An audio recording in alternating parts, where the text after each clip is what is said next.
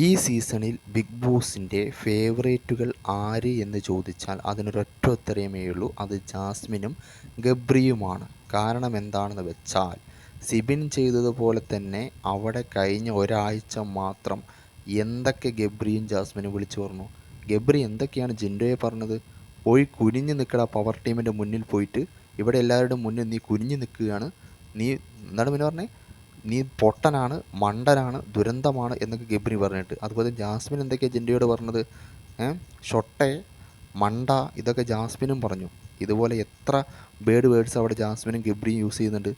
സിബിൻ ചെയ്തത് തെറ്റാണ്, അതുപോലെ തന്നെയാണ് ജാസ്മിനും ഗബ്രിയും ചെയ്തത് തെറ്റാണ്. പക്ഷേ അവർ ചെയ്തതിന് പണിഷ്മെൻറ്റുമില്ല, ചോദ്യം ചെയ്യലുമില്ല. ഇവിടെ ഒരാൾക്ക് മാത്രം പണിഷ്മെൻറ്റ്.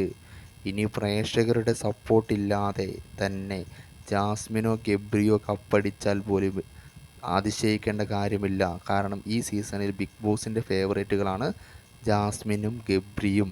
ഇവിടെ ജിൻഡോയ്ക്കൊരു നീതിയുമില്ല. കാരണം ഇവരൊക്കെ ജിൻഡോ ഇത് വിളിച്ചിട്ടും ആരും ചോദിക്കുന്നില്ല, ഒന്നും പറയുന്നു.